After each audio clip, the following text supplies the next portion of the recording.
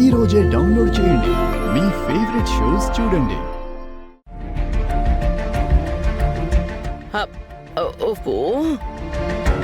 అత్తయ్య ఏమైంది? మీరేమైనా వెతుకుతున్నారా?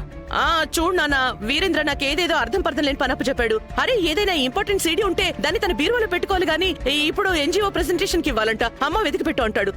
ఏ సీడీనో ఏంటో నువ్వేదైనా చెప్పాలా నాన్న? అత్తయ్య, నిన్న రేఖ ఏదైతే చేసిందో దాని గురించి మీతో కొంచెం మాట్లాడాలి. మీరు బిజీగా ఉన్నట్టున్నారు కదా, నేను తర్వాత మాట్లాడతాను. అయ్యో పర్వాలేదు నాన్న, ఇది బహుశా ఇదేనేమో దొరికేసింది. ఇంకోసారి చెక్ చేస్తాను, అయిపోయాక మాట్లాడుకుందాం.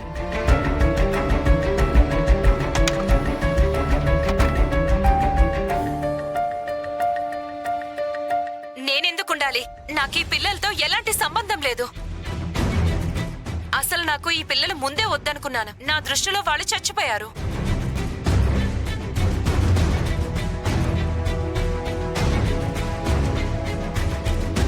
ఇక నాకు ఈ ఇంటితో ఎలాంటి సంబంధం లేదు. నేను వెళ్ళిపోతున్నాను. ఇంకెప్పటికీ తిరిగి రాను.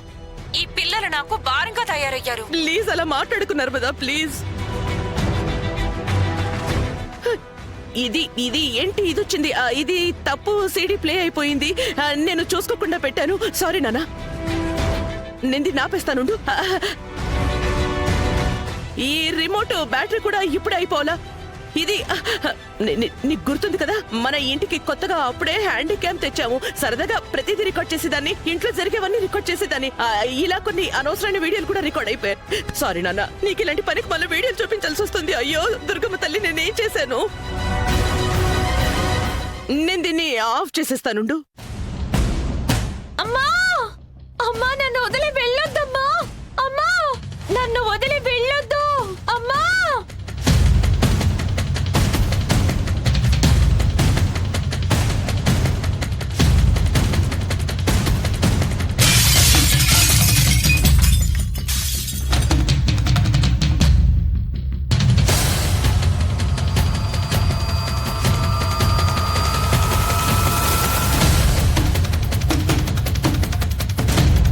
కేవలం వాళ్ళ అబ్బాయి బోన్ మ్యారో మాత్రమే మిస్సెస్ నర్మద గారిని కాపాడగలదు.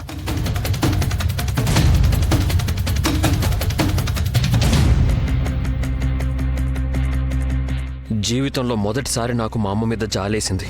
ఒక కొడుగ్గా బాధ్యతను నిర్వర్తించాలనుకున్నాను, తన ప్రాణం కాపాడాలనుకున్నాను. కానీ లేదు, బహుశా భగవంతుడికి కూడా నేను తనకి నా బోన్ మ్యారో ఇవ్వడం ఇష్టం లేదేమో.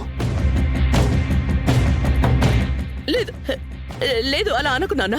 మీ అమ్మ చెడ్డదై ఉండొచ్చు, కానీ నువ్వొక మంచి అబ్బాయివే కదా. నువ్వు ఖచ్చితంగా తన ప్రాణం కాపాడి తీరాలి. లేదత్తయ్య, నాకు ఆ మనిషితో ఎలాంటి సంబంధం లేదు. ఆవిడని నేను ఎట్టి పరిస్థితుల్లో అమ్మగా అంగీకరించాను. అలా అనుకున్నానా? రాఘవ, రాఘవ, రాఘవ.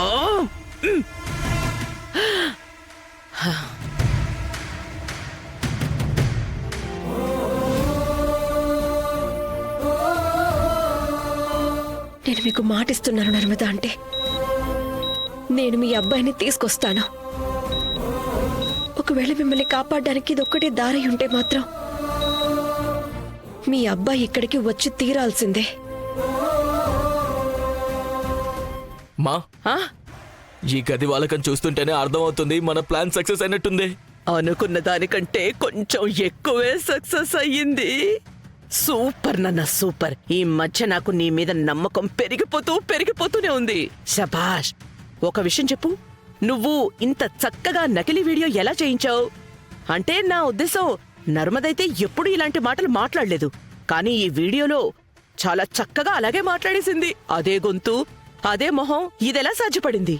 నీకు తెలుసా, ఒక్క నిమిషానికి నా మనసుకి అనిపించింది, చిచి అసలేం తల్లిది అని, తన పిల్లల గురించి ఇలా ఎలా మాట్లాడుతుంది అని. చెప్పు వీరు, ఎలా చేసావు ఈ మాయా? అరే అమ్మా, టెక్నాలజీ సహాయంతో కేవలం ఆర్టిఫిషియల్ పన్నీరే కాదు, ఆర్టిఫిషియల్ వీడియోలు కూడా చిటికలో చేసేయచ్చు. ఎలా? ఏఐతో. ఏఐయా? ఏంటి ఏఐ? Artificial intelligence. కావాలంటే నీ వీడియో కూడా తీయించిన. నోర్మి దేవుడా, ఇది చాలా డేంజరస్ లా ఉంది. అమ్మా దుర్గమ్మ తల్లి, ఈ ప్రపంచాన్ని టెక్నాలజీ నుంచి కాపాడమ్మా. రాఘవ్ని కూడా.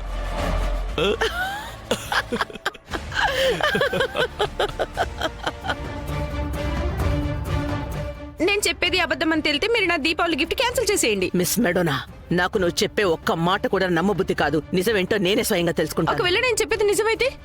నిజమైతే గనక నీకు అదృష్టం పట్టిందే అనుకో. నువ్విక్కడే నిలబడు.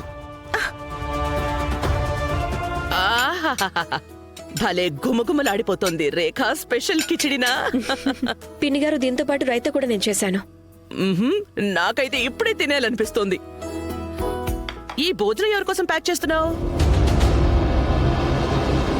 అది ఆ, ఆ, నర్మదా ఆంటీ కోసం.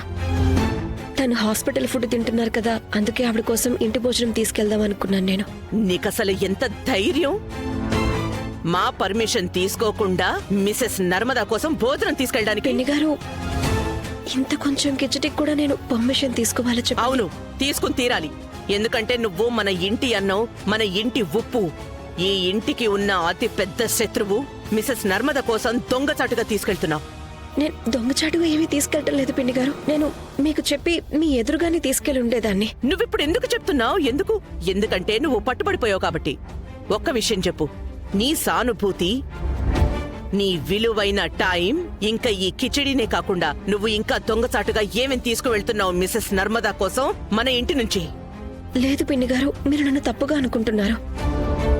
అయినా నేను రాఘవ్తో కూడా దీని గురించి మాట్లాడాను. ఒకవేళ ఆయన ఏమైనా బాధపడతారని మీరు అనుకుంటున్నట్టయితే ఆయన స్వయంగా నాకు పర్మిషన్ ఇచ్చారు నర్మదా గారిని కలవడానికి. అబద్ధం.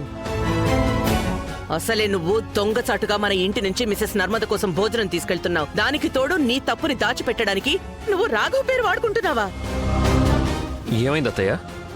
రాఘవ, నువ్వే చెప్పు రేఖకి, మిసెస్ నర్మద మీద నీ మనసులో ఉన్న ఏదైతే ద్వేషం, అది రాత్రికి రాత్రే సానుభూతి, జాలిగా మారిపోదు కదా?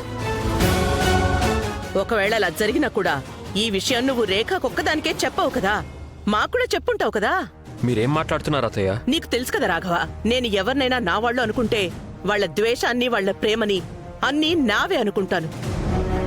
కానీ చూస్తుంటే రేఖకి మన సూర్యవంశీ కుటుంబాల ఆదర్శాలతో ఎలాంటి సంబంధం లేదనుకుంటా. నీకు తెలుసా, మిసెస్ నర్మదా కోసం మన ఇంటి నుంచి భోజనం తీసుకెళ్తోంది. ఏ భోజనం అయితే నువ్వు కష్టపడి తెచ్చిన డబ్బుతో కొన్ని సామాన్లు కొని చేసిందో అది. పిన్ని గారు, భోజనం కేవలం డబ్బులతో కొని తెచ్చుకునే సామాన్లతోనే చెయ్యం మనం. అందులో ఒకరిపై అభిమానం, వాళ్ళని జాగ్రత్తగా చూసుకోవాలి అనే ఫీలింగ్స్ కూడా కలిసి ఉంటాయి. అయినా రాఘవ్, మీరే చెప్పండి, మీరు మీ మనసులో ఏదైనా బాధని అణుచుకుని నాకు పర్మిషన్ ఇచ్చారో మిసెస్ నర్మద గారి దగ్గరకు వెళ్ళడానికి? నేను నువ్వు నీ ఇష్టం వచ్చినట్టు నా డబ్బును యూజ్ చేస్తున్నావా? అది కూడా ఆ మిసెస్ నర్మదా కోసం తీసుకెళ్ళడానికి వాడుతున్నావా? ఈ మాత్రం కిచడీ చేయడానికే మీ నిప్పెట్టె మొత్తం ఖాళీ అయిపోతుందా? ఈ మాత్రం అన్నం, కొంచెం పప్పు, ఇంతేనా మీకున్న ఆస్తి? అసలు నేను ఈ పిల్లల్ని ముందే వద్దనుకున్నాను. వీళ్ళు నాకు ఎప్పుడో చచ్చిపోయారు. కిచిడీనే కాదు, చిటికెడు ఉప్పు కూడా ఈ ఇంటి నుంచి తీసుకెళ్ళనివ్వను ఆ మిసెస్ నర్మదా కోసం.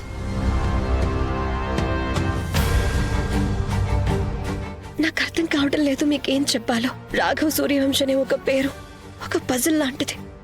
ఎంత సాల్వ్ చేయాలని చూస్తానో దీన్ని అంత చిక్కుముడి పడిపోతుంది.